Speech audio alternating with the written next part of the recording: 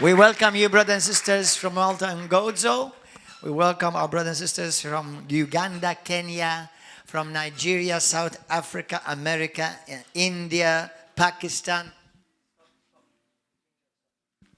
Amen. We welcome you all, brothers and sisters. Let's get ready to receive the Word of God. Praise God and pray with me to receive the Word of God. Pay attention. I'm going to ask you to, in a moment, to open your Bible to the book of Genesis chapter 2. I think this is a very interesting message, and I believe that you're going to receive certain revelation and understanding of Scripture and how the Lord is speaking to us, to you today through this Word. Let's pray. Heavenly Father, I want to thank you for the privilege that I can receive the Word of God today. And as I receive the Word of God, I believe the Word of God pierces my heart and enters in every area of my being, spirit, soul, and body, bringing wholeness, restoration, and life to every part of me. Lord, I receive revelation, understanding, and transformation, and I will never be the same again. In Jesus' mighty name, amen. Book of Genesis, chapter 2. Genesis, chapter 2. Today, the name of the message is The Two Trees. Your life. The two trees. I found that it's very, very common that many Christians they don't realize that actually in the middle of the garden there were two trees, not one tree. How many of you knew that there were two trees in the middle of the garden? Lift up your hand. How many of you did not know that actually in the middle of the garden there were two trees? Be honest, it's okay. This is, it's not the test of eternity here. Okay? So, but it's very interesting that many Christians don't realize that in the garden there were two trees, not one. When I say two trees, actually there could have been millions. But in the middle of the garden, there were two trees. One was called the tree of life, and the other one is the tree of knowledge of good and evil. Amen? Which one was a good tree? Was the tree of the tree of knowledge of good and evil was a bad tree? No, it wasn't bad. Both of them were good. Both of them were good trees. Now, I ask this question because like you grow up with certain perception, thinking that, this must have been an evil tree. Actually, it was a good tree. Anyway, verse 15, Genesis chapter 2. Let's start reading. Then the Lord God took the man and put him in the Garden of Eden to tend and keep it. Obviously, this after God had already created in Genesis chapter 1. And God said that I have made men and women in my image. And in the image of God, He created them. Verse 16. And the Lord God commanded the man, saying, underline this, of every tree of the garden you may freely eat out of every tree. Verse 17. But of the tree of the knowledge of good and evil you shall not eat. For in the day that you eat of it, you will surely die. 18. And the Lord God said, it is not good that man should be alone. He didn't say it's not good for men to be single. He said it's not good for men to be alone. And I will make him a helper suitable for him. Let me say a parenthesis point here. All of you who are married, this is not for you. Because now, if you're married, whomever you have married, they have to become suitable. If you've married somebody and all of a sudden you think, well, I don't agree with her or I don't agree with him. Tough luck.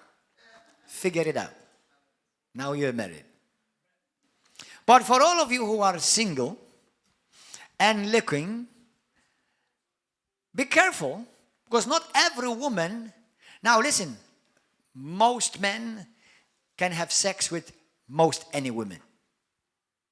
And most women can have sex with most any man.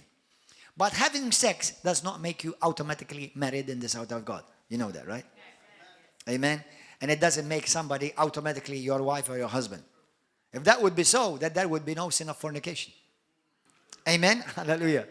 Then everybody is married. Okay, so, I know I don't want to get into it because there is a lot of truth about it. But anyway. So, for all of you single men and women from watching from there, outside, from different nations, please realize not every woman. Now, I'm not telling you that the woman is bad. It could be a wood woman, but not suitable for you.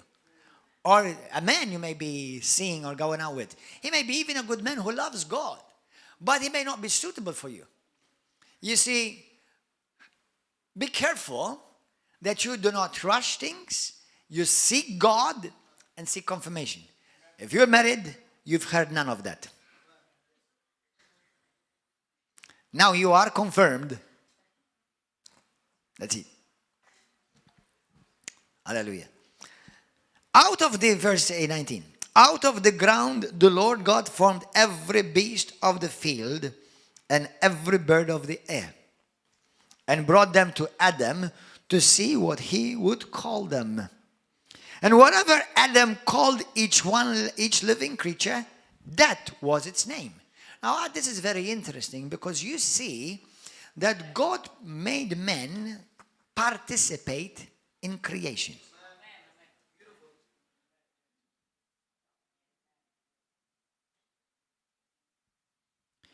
So Adam gave names to all the cattle, to the birds of the air, and to every beast of the field. But for Adam there was not found a helper comparable or suitable for him. For those of you listening, or, you know, we're living in an age that some things are becoming so corrupt, vile, and demonic and perverse that there are nations right now in 2023 considering having sex with animals legal. Let me say this publicly, internationally. If you're having sex with an animal, I feel sorry for the animal.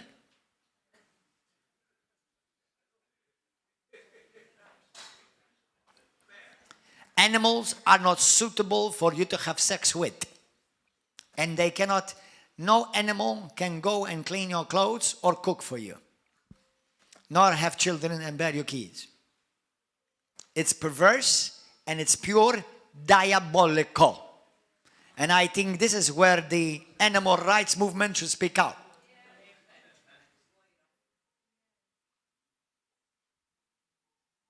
And defend the chicken. Hello. Amen. No, I'm serious. You know that, right? There are actually, I'm not talking about some in the boonies type of nation. I'm talking about big nations that are actually trying to legalize bestiality. Apart from even sex with children, by the way. This is demonic. And if you, Christian, remain silent, you're just as guilty. In Jesus' name. Verse 21. And the Lord God caused a deep sleep to fall on Adam, and he slept. And he took one of his ribs and closed up the flesh in its place. Then the rib which the Lord God had taken from man, he made into a woman. And he brought her to the man. And when Adam saw her, he said, "Whoa, man." Now we're talking. Hallelujah. Somebody say hallelujah. Because obviously, poor guy, he was looking at all those animals. Nah, I don't like this one. No. But then when he saw Eve, said, "Whoa, man, now we're talking, Lord." Amen. Hallelujah. Praise God. So, no, he didn't say that, but he could have said it. Verse 23. This is now bone of my bones and flesh of my flesh. She shall be called woman, because she was taken out of man. By the way, in this confused world, that nowadays some Christians are even afraid to say what is a woman and what is a man. A woman is a man with a womb. Womb man. And unless you have a womb, you are a womb. You are just a man. That's what makes a womb man. A woman, a female with a womb.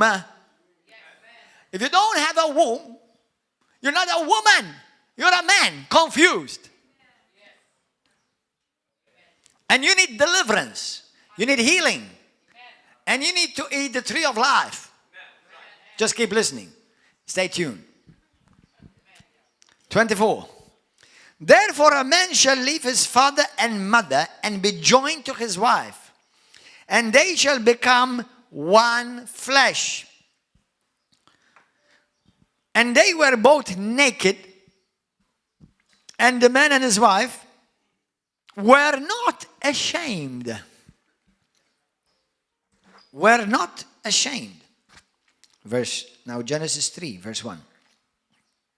Now the serpent was more cunning than any beast of the field which the Lord God had made.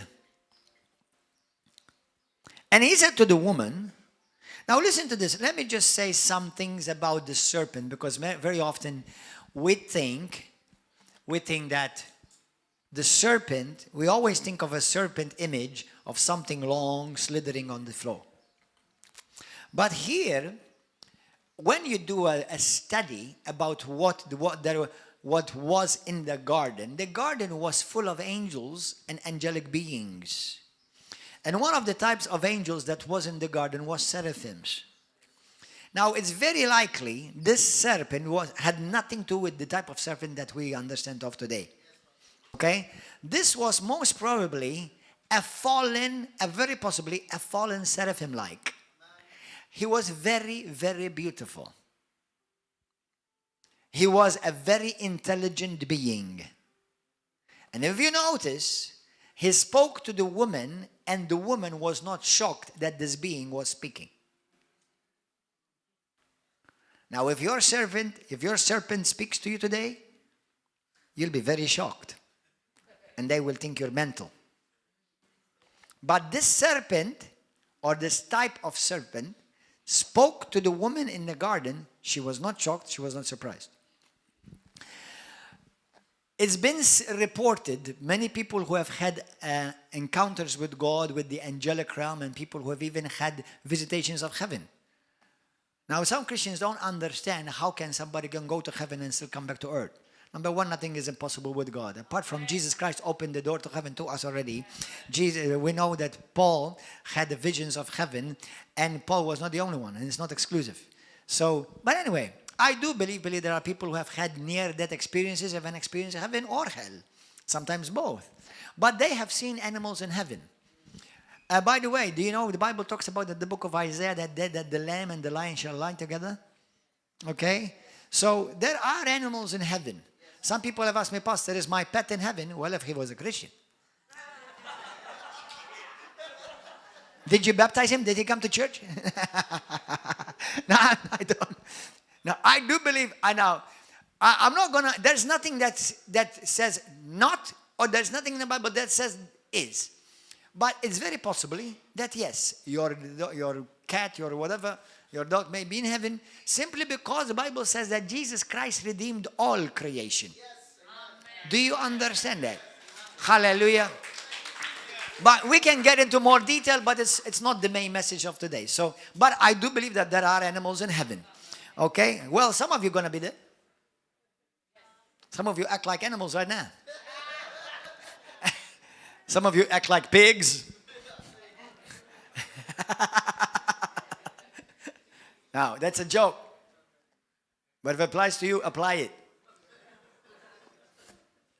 Hallelujah. Love you. Thank you, Jesus. Okay. So, Genesis chapter 3. Look at this, verse 1. Now the serpent was more cunning than any beast of the field which the Lord God had made. And he said to the woman, has God indeed said, you shall not eat of every tree of the garden? And the woman said to the serpent, we may eat the fruit of the trees of the garden, except one. But of the fruit of the tree which is in the middle of the garden, God has said, you shall not eat it, nor shall you touch it, lest you die. I want you to notice something. The devil came and asked Eve with this question. And just in case, by the way, Adam was right beside her. I always used to have the picture. For when I was growing up and hearing these stories, I used to get the impression that Adam was somebody, I don't know, somewhere by the beach, I don't know. And Eve was having a secret affair, understand, with the devil. So, no, they actually were together, right beside each other. But I want you to notice what the devil said. Has God indeed said, you shall not eat of every tree of the garden? He didn't say that. Now from this comes a very important lesson. Listen to me carefully. Satan is not all-knowing. Satan does not know everything about the things of God. Don't ever get your theology from Satan. Most probably, none of you are doing that directly. But listen to this. I believe in deliverance, and those of you who are part of this church, we've seen many people delivered. I have seen it, and this is where it can get dangerous. I know sometimes, and I've seen it, and I've exercised it myself, where the devil would speak out of a person. But don't indulge in trying to get too much information from the devil, because Satan's information is not pure. It will mislead you. Are you understanding? There is some truth. That's why it's deception. Because if it was pure lie, nobody would be deceived. At least most Christians will not be deceived. But because there's some truth, but twisted, you will be deceived. Never get your theology or what you want to find out about the things of God from Satan, from familiar spirits, because they do not know everything. They know some things. If you want to know the clear picture, God says, ask of me, come and seek me and ask me, and I will show you things that you do not know. I will send you the Holy Spirit, says the Lord Jesus Christ, and He will teach you. He will show you things that you do not know. Never seek theology, information, direction from any source apart from the Word and the Holy Spirit. And by the way, it's not one or the other. They have to go together. Because the Word by itself can kill. The Spirit by itself is not easily discernible without the Word. We know that the Holy Spirit, how He sounds, because we know the Word. And we know the Word will agree with the Holy Spirit and vice versa. There are Christians in the world who may want to be, they said, I allow the Holy Spirit to lead, the Holy Spirit lead me. Listen, it's true. We must be led by the Holy Spirit. But never, if you're going to do something by the Holy Spirit, never base your life upon something which is dodgy or not clear if it's not clear in the Bible. Be careful. Listen, Satan is super master and doctorate deceiver.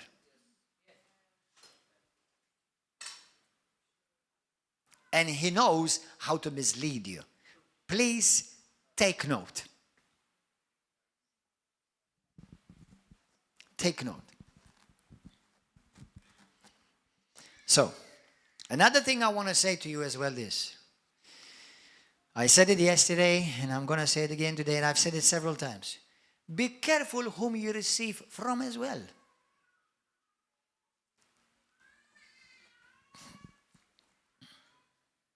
Let me ask you a question. If me and you go to the market, and I look at a piece of jewelry on the market, and all of a sudden I know that this jewelry was stolen from Susan Magri's house, will you buy it? Because we cannot buy stolen items, especially that we know that they've been stolen. Right? It becomes a sin. I become a participator of that. Okay? Will you receive from somebody who knows you are in rebellion, he's in rebellion, or they are in rebellion? Do you receive from them? No. Be careful. Be careful. Protect your heart. So, 21. And the Lord God caused these people to fall upon Adam, and he slept, and he woke up. Okay, go to, no, sorry. Mela, chapter 3, verse 3. But of the tree of the fruit of the tree of which is in the midst of the garden, God said, you shall not eat it, nor shall you touch it, lest you die. If you notice, actually, what did God say? You shall not touch it to Adam and Eve. He said, don't eat from it. Now, you can look at it, you can touch it, but don't eat it. Then the serpent said to the woman, you will not surely die, for God knows that in the day you eat of it, your eyes will be opened, and you will be like God, knowing good and evil. The part of no, you will be like God, let me ask you this. Were Adam and Eve like God? Already they were like God.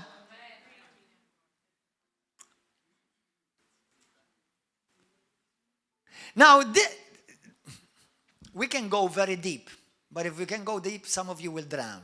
So I'm not going to take it there.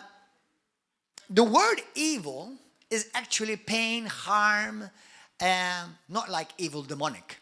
So that you will end up getting to know pain, suffering.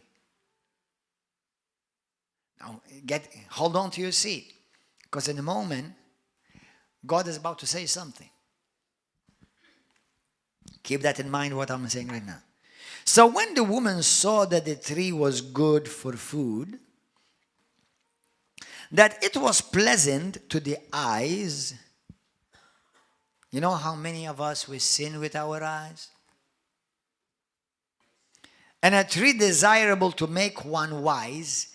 The tree was desirable to make me wise.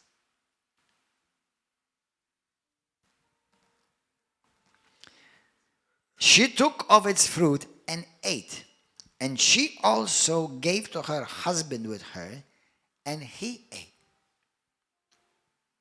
Let me ask you a quick theological question. If Adam did not eat, would sin have entered? If Adam did not eat, would sin have entered? No. There's a whole theological argument about that. And I can tell you very simply, the sin did not enter through Eve, the sin entered through Adam. That's why Jesus becomes the second Adam to replace and reverse back what the first Adam did. Now, Adam is the one. Now, this is very, very, very important for your life. Never live on second-hand experiences. Many Christians have never experienced God. They base their life off somebody else's experience. And they will be misled. You see, it is God who spoke to Adam, and then Adam told Eve. Brothers and sisters, get to know what God said to yourself for yourself. Now, listen, it's good to learn from the pastor, the teacher, the prophet, the apostle. It's good. But learn what the Bible says yourself. Amen? So that you will not be easily, possibly well-intentionedly, misled. You see, people who are misled are not evil. They're not evil. They're simply misled. How many of you have been misled? Be honest. Come on. And what brought you back? What brought you back? The Word of God brought you back. That's what puts you on the track, the Word of God.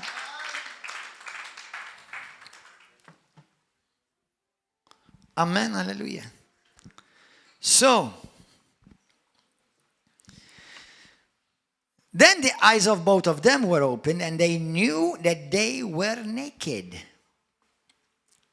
And they sewed fig leaves together and made themselves coverings.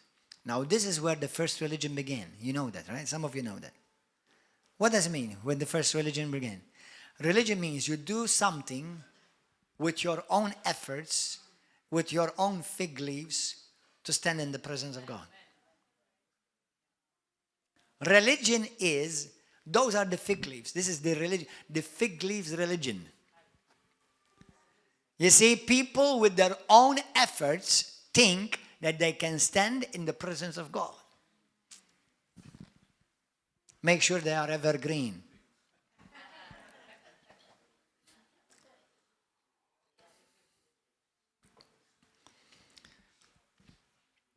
And they heard the sound of the Lord God walking in the garden in the cool of the day. And Adam and Eve, and Adam and his wife, hid themselves. Hid themselves. Hid themselves. Let me warn you, no matter where you are in the world, God will find you. From the presence of the Lord, they hid themselves from the presence of the Lord among the trees of the garden. Then the Lord God called to Adam and said to him, "Where are you?" Now listen to me, every one of you listening here and internationally. I'm going to say to you, God is saying to you today, where are you? And let me remind you, when God asks you a question, it's not because He doesn't know the answer. It's because He wants you to find the answer. It's not God that's lost. It's you. Now, if you don't have Christ, you're eternally lost. But there are Christians who are lost because they don't know where they are. Now, if you don't know where you are, you don't know what's your identity. You don't know what is your purpose. You don't know what is your assignment. You see, when you lose your position with God, you lose everything. What is the problem of this world? The one of the top, if not the top. Identity crisis. That's why we have a whole government confused. We have whole school educations confused. They don't know if a man is a man, and they don't even know how to describe to you what is a woman. Do you know what's that? What is that? Is the story of Genesis being repeated. Where are you? What happened to you? What do you mean you don't know what's a woman? What do you mean? What do you know what's a man? What's your purpose here? What are you doing in this world? Are you just filling up space because there's plenty of room? You Christians who jump from one church to the other, you who don't understand the importance of fellowshipping and plugging in, being in divine alignment, fulfill your purpose. You will not fulfill God's purpose unless you're in the garden that God planted you. And Satan will try to uproot you in many ways.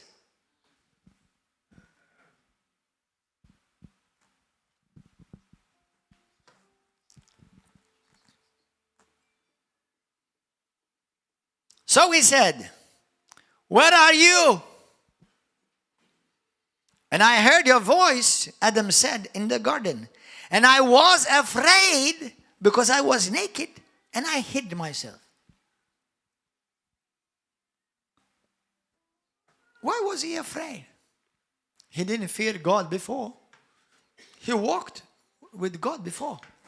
You know, by the way, there is apocryphal books. And I'm not telling you that they're theology, okay? But you can glean certain things from them. It's called the Book of Adam. I've never read it.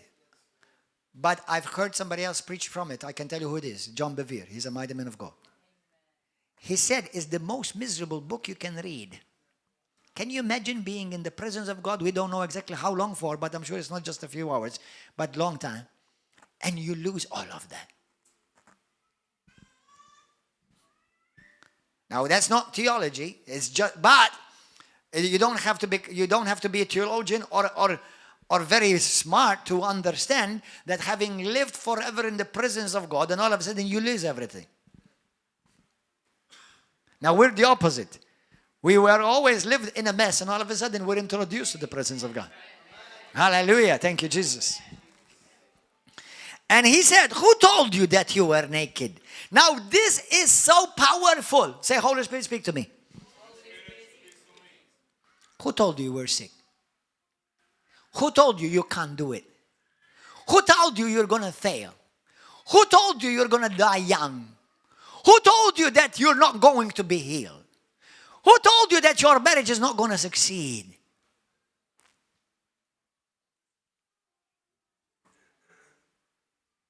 Who told you? Do you know how many Christians, they need to be asked this question? Who told you that God doesn't love you? Who told you that God won't forgive you your sins? Who told you that? Because my God did not tell you that. God did not tell you you're not going to be healed. God did not tell you that I do not love you. God did not tell you I rejected you. God did not tell you that I don't love you. God never told you that. Then why are you saying God doesn't love me? Who told you that God doesn't love you? Who told you that you are nothing?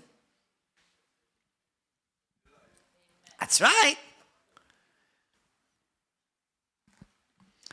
You see, how many of you have heard about the armor of God? The helmet of salvation. Put it on every day. Apply it every day. How do you apply the helmet of salvation? The helmet not only protects your head, it protects your ears. Did you know that? Means you have to be careful what you listen and whom you listen to.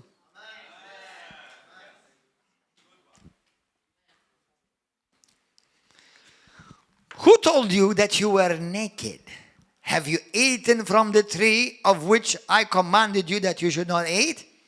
Then the man said, the blame game begins. The woman whom you gave to me with me, she gave me of the tree, and I ate, because I was a dummy. It's still till this day. You win a man through his stomach. Women, you want to get your men on your side? Cook him a nice meal. Hallelujah.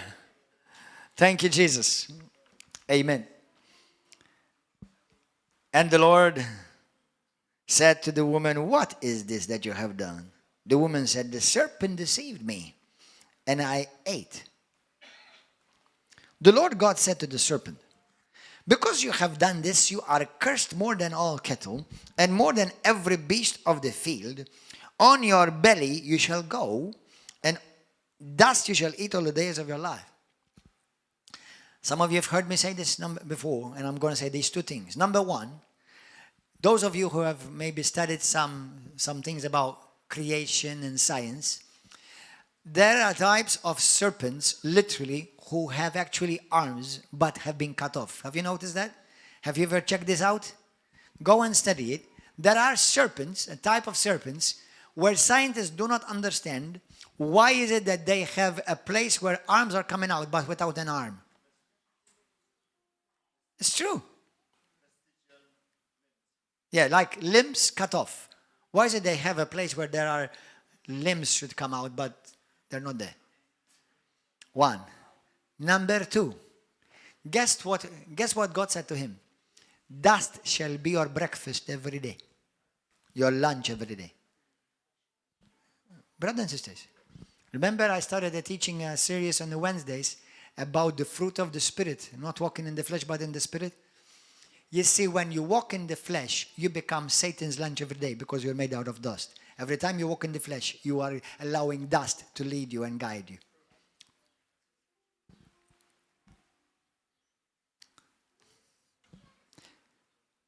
Because of this, Verse 15. I will put enmity between you and the woman, and between your seed and her seed. And everybody say, he shall bruise your head. Now the seed, who is the seed? The seed is the Messiah, Jesus. And God is saying, now Roman Catholics, listen carefully. You precious Roman Catholics, do yourself a favor, read your Bible. He said, he, the Messiah, the seed, shall bruise the head of the serpent, not Mary. Amen. How many statues we have in this nation? In the Vatican. In different Catholic nations everywhere. With Mary, with a serpent on their head. What is that in the Bible? Bible says Jesus will bruise his head. Jesus will step on the serpent, not Mary.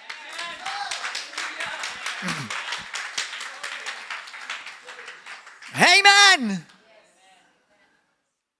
Roman Catholics, I love you. Because I love you, I'm going to tell you the truth. You are misled and deceived. And those who are leading you, they are just as deceived, actually more than you. And they shall be more held accountable under greater judgment, just the Bible says in James chapter 3 verse 1. Stop teaching heresies. And I will put enmity between you and the woman, and between your seed and her seed. And he, Jesus Christ, shall bruise your head, and you shall bruise his heel. Why his heel? You see, if somebody bruises your heel, you still survive. But if somebody bruises your head, you die. Amen? Hallelujah. To the woman, he said, I will greatly multiply your sorrows and your conception, and in pain you shall bring forth children. How many of you women, you've had pregnancies, you've bore children, you suffer the pain? Lift up your hand. You see, the Bible is true. So listen to this. Now, this is have you ever heard, I've heard this from several, excuse me to tell you, but it's the truth. I've heard it from several Catholic priests. Now, in other nations, maybe other denominations who are just as heretical. But listen to this. How many of you have heard Catholic priests tell you the book of Genesis is not real? It's not the word of God. I forgot what they call it.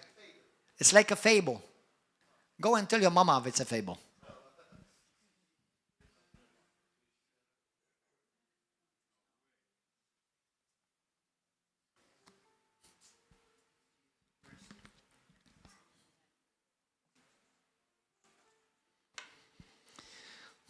Your desire shall be for your husband, and he shall rule over you.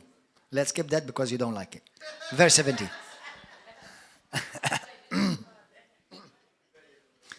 Amen. And the women, I haven't said amen yet. Verse 17. To Adam he said, because you have hated the voice of your wife, and have eaten from the tree of which I commanded you, saying you shall not eat of it, cursed is the ground for your sake, and in toil you shall eat of it all the days of your life. How many of you men, you go and work every day for a living, and you suffer, and it's painful, your work? Men, that's right. Bible is true. Anyway, let me jump to verse 20. Adam called his wife's name Eve because she was the mother of all living. Also for Adam and his wife, the Lord made tunics of skin. This is where we see the first blood covenant. Because obviously, what skin comes from? Not from big bone.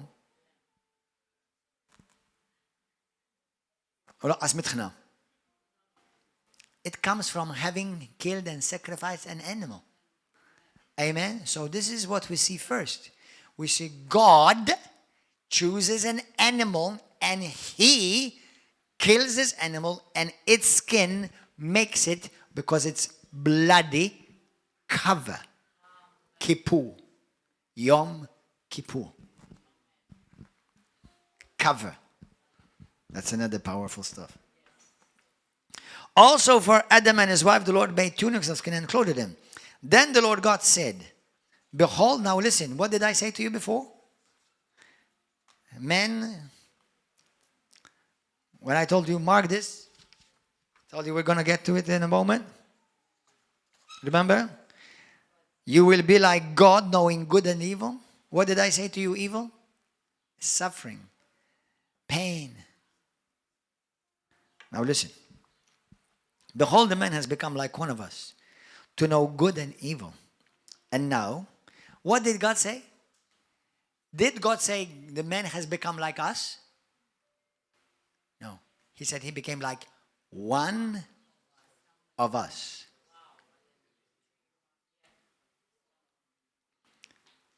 Man became like one of us. Not us, like one of us. Father, Son, and Holy Spirit, like one of us. Who is that one? Who came from the Trinity to die on the cross, on that tree? Jesus. He was the one acquainted with grief and sorrow, with good and evil.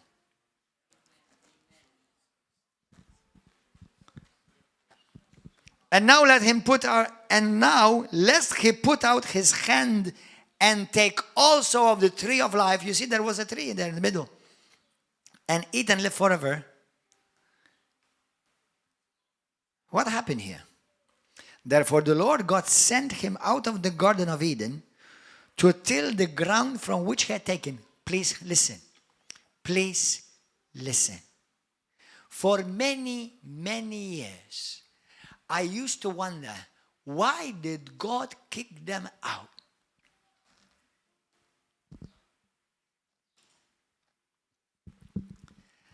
And I thought it was a gesture of not so much very loving to kick out your two kids.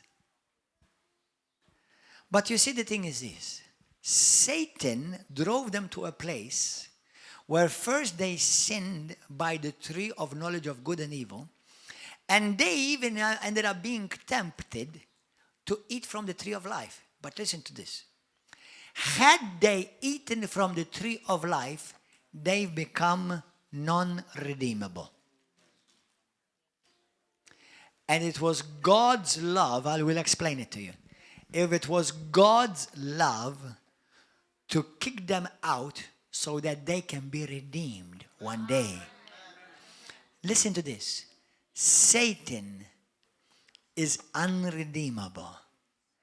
He would have managed to bring all of creation under the same curse that Satan is, that can never be saved. It was his love to guard the Garden of Eden with the cherubim and the sword of flames, so that one day there will be made a way for them that one day again can access the tree of life.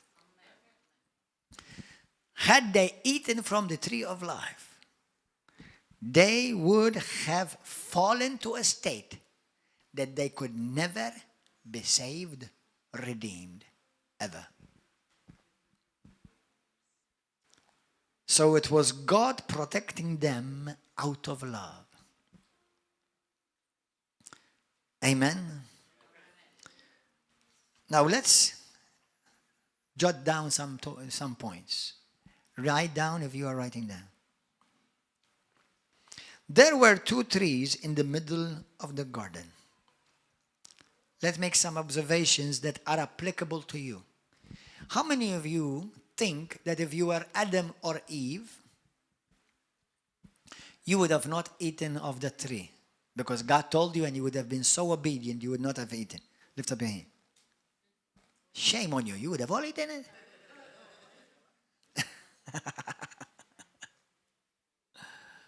Now, come on, let's be honest. How many of you think you would have done the same exactly like Adam and Eve? Exactly. Somebody asked me this week, Pastor, if God is all loving and all powerful, why did he put the garden in the middle of the tree of knowledge of good and evil and knew that Adam was going to mess up? Why did he do that? How many of you ever wondered that question? Listen to me. That's a good question. And it's a fair question.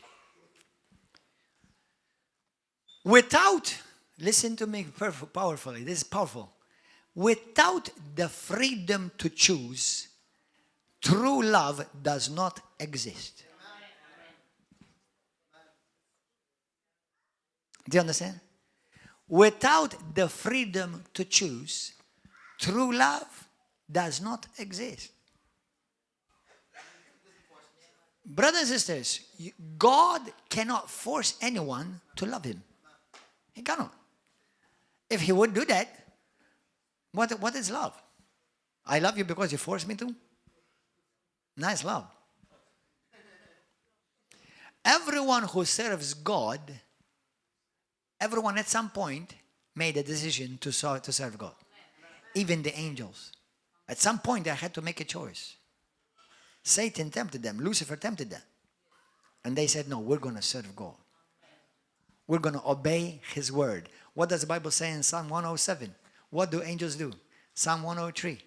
They hearken unto the voice of the word of the Lord. What do they obey today?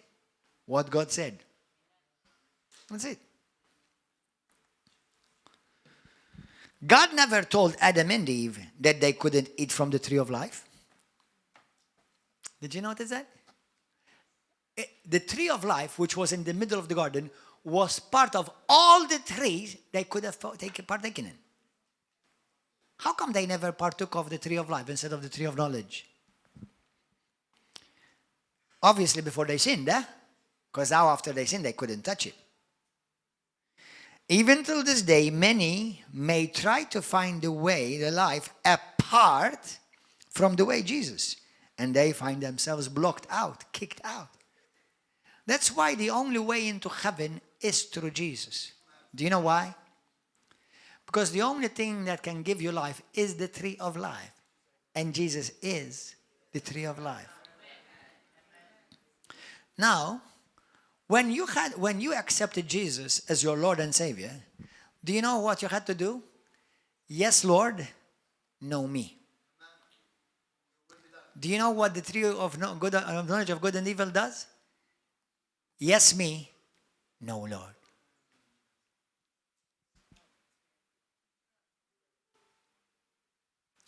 The tree of life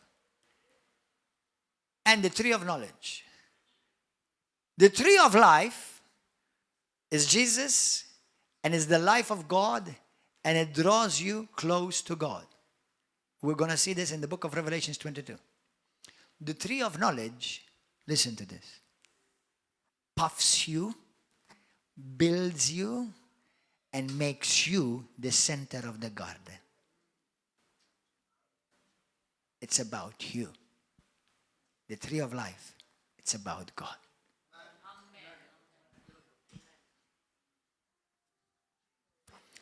What do many feed upon today? What do they boast about? How much we know. Knowledge.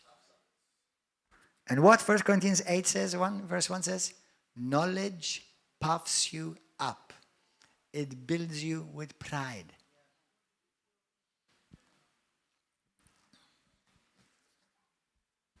Till this very day, many in the world, what do they boast about?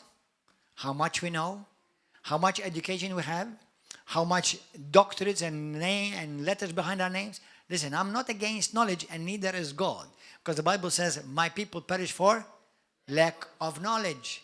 But if you make knowledge God, it becomes about you. And you start eating of the tree of knowledge of good and evil. That's Romans chapter 1.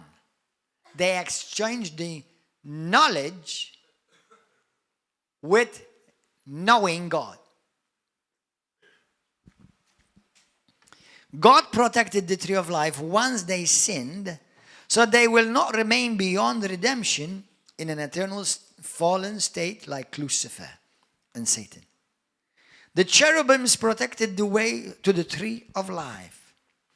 In the tabernacle of Solomon, how many of you know what is the tabernacle of Solomon? Anyone know? Anybody don't know what the tabernacle of Solomon is? Okay, remember?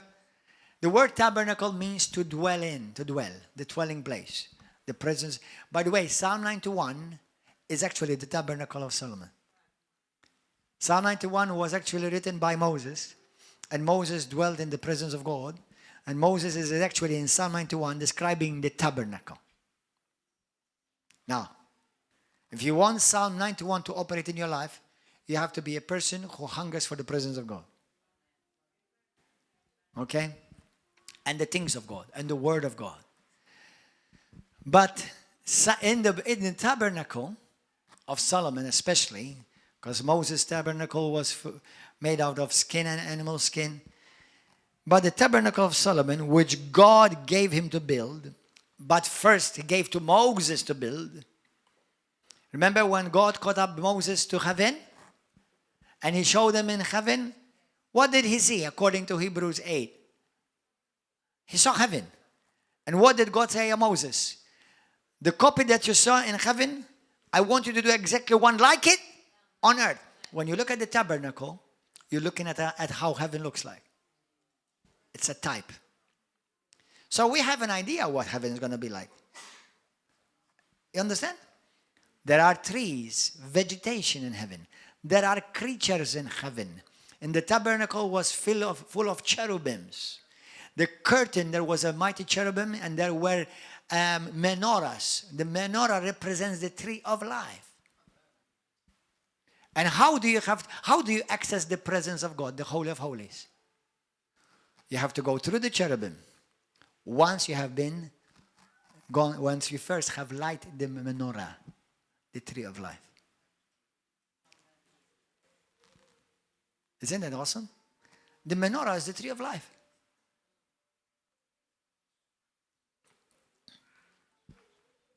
God protected the tree, surrounded the garden with cherubim. Today we see the type and shadow of heaven and the tabernacle of God. You see, Eden, by the way, the word Eden is the word delight. How many of you understand what is delight? Joy, happiness. In thy presence is fullness of joy, delight. How many of you want to be delighted? How many of you like Turkish delight? I love Turkish delight. Don't eat a lot of it, because you may not enter to the narrow way, narrow door. All right, hallelujah. But thank you, Jesus. But actually, Eden means delight. Is where God created all his creation to dwell with him. When God created Eden, it was the garden, the place where God walked with his creation. Then we saw through the ages how God is always trying to bring man back to himself. He first built the temple, the temple of Moses and Solomon. And now, each one of us, he brings his presence to all creation. Each one of us now become a tabernacle of God. So first he begins with Eden. They lose that. Second, they have the tabernacle of Moses, and then there is an improvement upon that by the tabernacle of Solomon. That temple is destroyed. Now what do we have? God once again seeking to have his creation dwell with him. But now instead they go to a place, that place goes to them. It's called you. You are the tabernacle of God. And that's why God now, he said, I will dwell in them and I will walk with them. So now that wherever you go, you establish God's presence, tabernacle. And now, wherever you go, the presence of God is amongst the people you go with. We are now the tabernacles of God's presence. 1 Corinthians 3:16, 17, 1 Corinthians 6:19 to 21. Don't you know that you are the temple of God and the Holy Spirit dwells in you? You are the temple of the living God. Worship God in your bodies. Worship God with your whole presence, with your being. And in Adam and Eve were not completely ignorant, for they were warned by God. Now listen to this. How many of you have heard of the dispensations of the Bible? Listen, don't get hung up about it, because I know some Christians are not sure about the doctrine of dispensations. It's called ages, okay? Different ages. Whom do we serve today? The Rock of Ages. So we have the first age, is the age of innocence. But then God gives a command to Adam and Eve, and innocence is being challenged.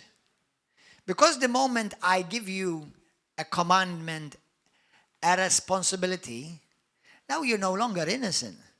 Now you become responsible. And now you become aware. Now starts the age of conscience. Amen? So these are dispensations. So Adam and Eve, they knew that it was not a surprise to them that they died. Didn't God warn them before? Listen, if you eat this fruit, you're going to die. They were not ignorant of what was about to happen. How many of you today, till this day, you know what's going to happen, but you still do the wrong anyway? That's why we are accountable. Every Christian is accountable. Everyone who's heard this message, everyone who's been to this church or other churches and have heard the gospel, they're accountable. Amen? So it's useless blaming God, because God wants to protect you, but He warns you. And the one whom you love, you warn. As simple as that. Amen? So, they were warned by God that if they had eaten from the forbidden tree, they would die. They knew that evil existed. Satan does not know all the truth. He did not quote God well, as we saw. And he on purpose twisted the truth. The moment Satan got to them, to talk with them, to talk with Adam and Eve, that moment they were under a spell. Listen to me, brothers and sisters. Many of us, we sin not the moment we do the wrong, but the moment we start listening to the wrong. You see, that's why you have to be careful. Bible, Jesus says, Mark 4:24, be careful what you listen to. Be careful what you listen to.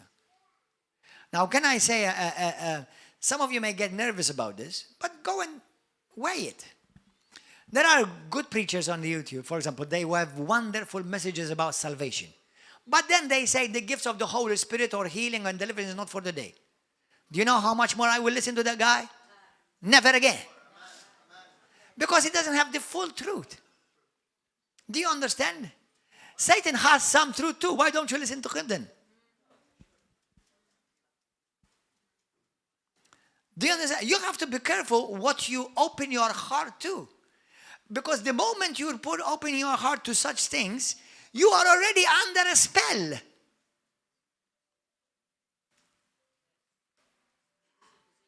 You're being influenced. By the way, the word spell means you're under the influence of. Is it the Holy Spirit or demonic? Brother Domenico. Amen. So, did you know that the tree itself was not evil? The tree itself was not evil. But eating it would cause them to do evil. Are you understanding? Is knowledge evil? No. But if you make knowledge the center of your life, you will die. Go and read Romans chapter 1 on that. By going against God's word for having not believed. So why did they die? Why did they die? They were responsible. They knew exactly what would happen. And listen to this. How many of you want to insult God? Don't lift up your hand. But do you know that you and I often insult God? Listen to me carefully. Listen to me. Listen to me, because this is some stuff to chew even for mature believers. Some people yesterday who are long in the Lord, they told me some things you said, which was glory to Jesus. But listen, every time. Now, chew this carefully. What made Jesus please the Father? I came to do your will oh God, your word. Pleasing. What did Jesus say? In Philippians chapter 2, he didn't come to seek his own interest. He came to seek and to do the will and the interest of the Father. Now, and by doing that, the Bible says, he humbled himself. Not seeking his own, but seeking the will of the Father. Now listen to me. Today I'm going to help you discern where you are sinning. Now don't get too nervous in the sense that I don't want you to be afraid. But take it as a warning to protect yourself. Every time me and you consider something else other than what God said, I insult God. I repeat it. Every time me and you as a child of God, as a Christian, I consider something else other than what God said, I insult God. I start eating from the tree of knowledge of good and evil instead of the tree of life. You see, the Bible says it's impossible to please God without faith. Faith what? Faith in what God said. Check yourself. Am I walking in faith? Because the Bible says to please God, you must walk in faith. Am I pleasing the Lord? How do I please God? By walking in faith. By only considering what God said. The moment I consider what the doctor said instead of what God said. The moment I consider what the government said instead of what God said. The moment I consider what the NWO said instead of what Jesus said. Instead of the moment I start considering what the education department said instead of what Jesus said, I sin. I sin. If I want to live in the will of God, protected, and live in the Eden that Jesus created for me, my only food is what God said. The tree of life. That's it, what God said. Amen. And give a wonderful hand to Jesus. Amen. Hallelujah. Now listen. Adam and Eve, their biggest sin was that they did not put faith in what God said. Guess how you must be born again? By putting faith in what God said. Isn't it amazing? So Adam and Eve sinned because they did not believe what God said. Instead, they believed what the devil said. So how you and I must be born again? By believing what God said. And the moment say, I believe, you're born again. Hallelujah. In Jesus' name. Thank you, Lord. Satan did not go to the tree of life. Unfortunately. You see, in the tree of life, there's safety. How come the serpent was on the tree of knowledge of good and evil? Brothers and sisters all over the world and beloved sons and daughters, listen carefully. Today, Satan is still on the tree of knowledge of good and evil. And that's where many people eat from. Are you understanding something? That's why when you go to the doctor, you see, you receive prayer. Somebody prays for you, lay hands upon you. And because you are well-meaning but a dummy, you go and say, well, let me go and check what the doctor said. No, you just believe what God said. Amen. Believe what God said. And if the doctor does not agree with what God said, cancel the doctor. Not cancel what God said. Amen. Now, I thank God there are some doctors who love God and they understand this principle. Yesterday, our dear sister here, she told me about her doctor who is a believer in God and believer in Jesus Christ. And when he operated in her and God saved her life, she told him, thank you, doctor, for helping me. And he said to her, it's not me. It was the hand of God. Amen. Praise God. That's awesome. Hallelujah. Thank God. But how many doctors are like that? Because I know so many people in the medical field, they are so much drunk with the tree of knowledge of good and evil that they have no idea that they are dead men walking. And they want to get you out of your garden too. Or in the education department, or in the science. If anything does not agree with what God said, is going to kill you. Because God's word is life. Amen. That's what Jesus said. Where there is worldly knowledge, void of God, there is all kinds of evil. Knowledge puffs you with pride. Knowing God humbles you. They will be like God in knowing good and evil. That means they will have to suffer and they experience sorrow. Satan makes Adam and Eve question what God said. Till this day, he will make you question what God said. He made God in their eyes to look like as if he is hiding something from them. How many times the enemy comes to tempt you, making you think like God is trying to hide something from you or take away something from you? Why does God not want me to do this? He doesn't want me to have fun? Dummy. Could it be that God wanted them to eat from the tree eventually at the right time? Now this is just me speculating. How many of you have had kids and everything in the house was for them, but not everything in the house was for them at the age of 2? Amen. The Bible says, in the Bible says God created all things for you, all. So it could have been maybe there was a season if they had obeyed, maybe the tree of knowledge would have been made available too. That's just speculation, me. You don't have to accept it if you don't want to accept it. Why? Because in heaven, what's in heaven today that God does not want them to have of? Nothing. Amen? Hallelujah. Jesus, till this day, brothers and sisters, this is where many Christians miss it. Unfortunately, and this is how they sin. How would we act today, me and you? Today we know this. Jesus had to taste death for all of us. Remember, why did Jesus have to taste death for all of us? Because the first man died. He had to take his place. Jesus took the place on the tree of death. Remember?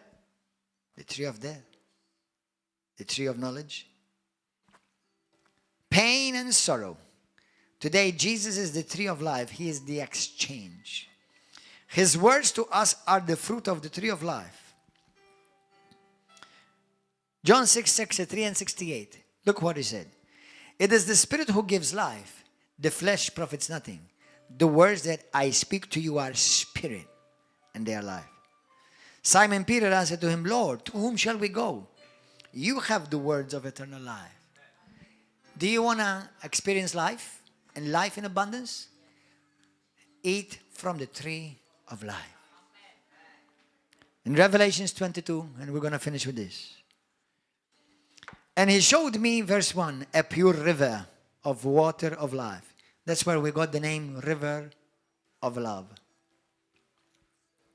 Clear as crystal, proceeding from the throne of God and of the Lamb.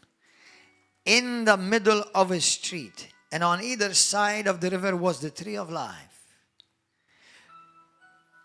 Did you notice? Which bore 12 fruits, each tree yielding its fruit every month. The leaves of the tree were for the healing of the nations. Now, brother, listen. Sister, in Christ, today you become a tree of life. Nations come to you and you give them from the leaves, from the fruit, to feed the nations. And there shall be no more curse, but the throne of God and of the Lamb shall be in it, and his servants shall serve him. They shall see his face. Blessed are the pure in spirit, for they shall see God. And his name shall be on their foreheads. There shall be no night there. They need no lamp nor light of the sun. For the Lord God gives them light, and they shall reign forever and ever.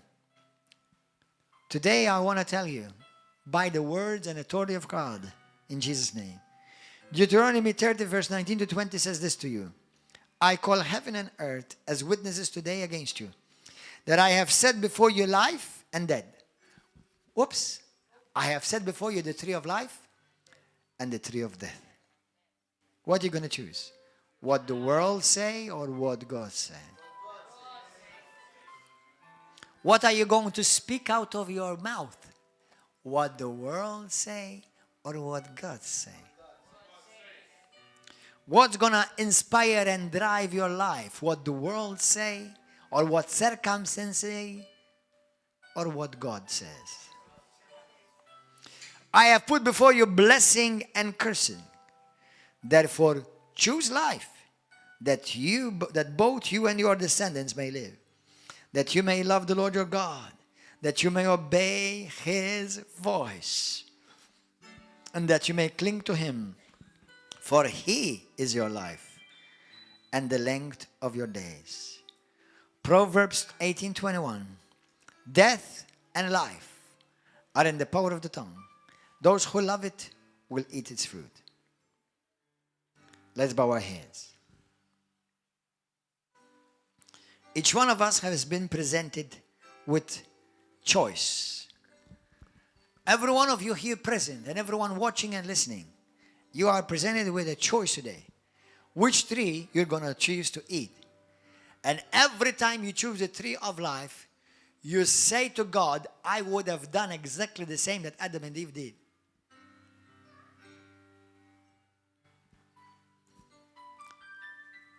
Today, if you're in this place and you make the switch, you make the changeover. I'm no longer going to eat from the tree of knowledge of good and evil. Now, I'm not telling you don't learn things and you don't gain knowledge. But anything that goes against the knowledge of God, knowing God, glorifying God, let me tell you something. Be careful that anything that you're pursuing lifts you, makes you feel good, magnifies you. That's what the tree of knowledge does. The tree of life is about God. He is your life. Anyone here for the first time say to me, Pastor, today I want to, first and foremost, I want to make sure I am born again by putting my trust in Jesus Christ. He is the tree of life. I want to put my faith in Him. I want to make sure that my sins are forgiven, that I've passed from death to life. And from now on, I start feeding from the tree of life so that I may live, me and all my household. If that is you for the first time, you want to give your life to Christ Jesus, lift up your hand. Anybody here? You want to give your life to Christ? Lift up your hand. Hallelujah. Thank you, Lord. Lift up your hand. Don't be afraid. Don't be ashamed. Well, let's all stand. Those of you who are watching on Facebook and YouTube and TV, everybody stand up with me.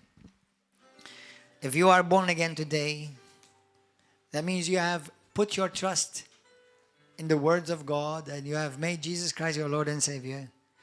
But today, you realize from this message, number one, how you've been eating from the tree of knowledge of good and evil, and you've been dying. It's been killing you. The tree of knowledge is killing you. You've realized that certain things you've done in your life, they're not based upon the tree of life, but they're based upon the tree of knowledge. Some things that you've even done or chose to do, or maybe things you said, it's really not about the Lord. It's actually about you. Be like Jesus. That's our calling. Our highest calling is to be like Jesus Christ. What about the way we speak? Do I speak words of life or do I speak words of death, evil? You see, these are choices every day we make, brothers and sisters. Instead of asking you one by one, why don't you put one hand on your heart and the other hand, lift up your hand to heaven. And say this prayer with me and mean it. Say, Heavenly Father, first, I want to thank you for your Son, Jesus. I want to thank you that Jesus Christ was crucified and hung on a tree for me. That cursed tree. Today I believe that Jesus, who died for me on the cross, died and rose again on the third day. Because of him, I have life. I have eternal life.